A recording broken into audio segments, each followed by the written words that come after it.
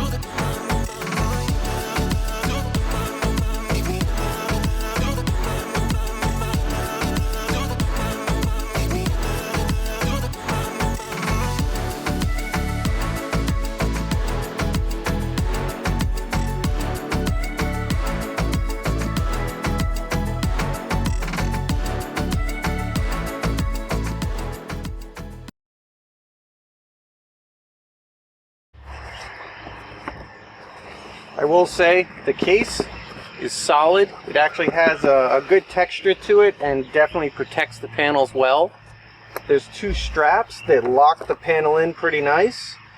The cables are included, a quick little instruction set.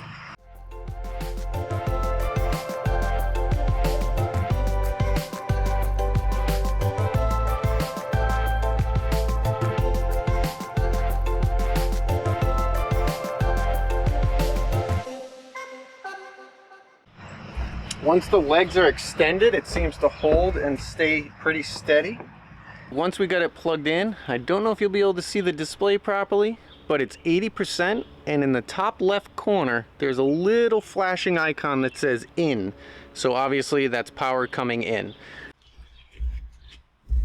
What I do like about these panels, they have a very nice backing to them. The grommets at the top, if you have carabiners, you can hook them to different things. If it's a camper, if it's a boat, if it's an awning.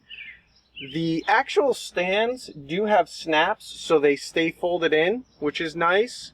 And it's almost like you can create a horseshoe out of it if you need to. It doesn't have to be in a straight line. So if the sun's at a particular angle and you really want to harness all that energy, you can set these panels up in multiple ways. So we're plugged in, we're charging. This is the CooFly, C-O-O-F-L-Y. It's the power station, the A1000S. We have multiple outputs. The AC out is a 1000 watt max. We have the USB-C with a 100 watt max. We also have the DC output, which is sharing 12 volt at 10 amps. And then we have the DC in, which is a maximum of 240 watts. Giving this a test, we're going to let it run for a little bit and we'll check back in. And I do have to say 205, and we just cracked 100%, so we are getting 20% in 4 hours. Now we get to test the load and see what this thing can handle. So we're in the basement now. We're going to give this thing a little stress test. So what we're going to set up is the CooFly, and this is the A1000S. We have the kilowatt, which will actually give me some stats that we can report back on. And I'm going to run this fan as long as I can. It's got 2 speeds, high and low. I'll look up and see what it's pulling, but we'll be able to use this guy to actually register some of the information. So let me get it set up, let me get it turned on, and let's get this thing running. We are powered on. You can see it is outgoing power. We're at 100%. Kilowatt is set to zeros. So let's turn it on and see how long we get.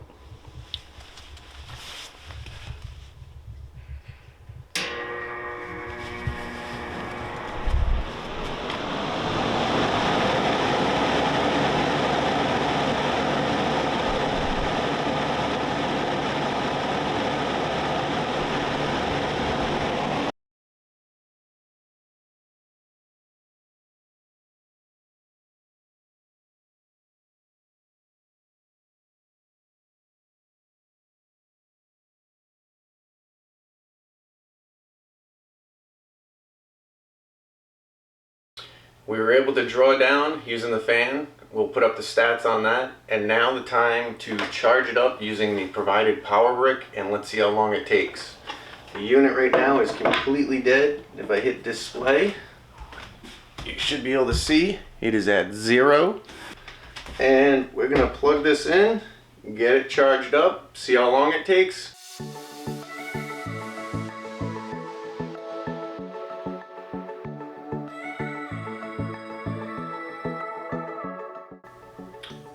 As soon as you plug the unit in, you get the little in symbol to obviously show incoming current. It's at 0 right now. It is exactly 9:05 a.m. and we're gonna charge it up. Let's see what it does. The power pack, the brick itself, is quite beefy. It is labeled as 100 to 240 volt, 50 by 60 hertz, 7.5 amps. That's input. Output is 30 volts, 8 amps, 240 watt. So it's a pretty beefy power supply. I'm guessing it's probably going to be a good solid 3 to 4 hours, but let's find out.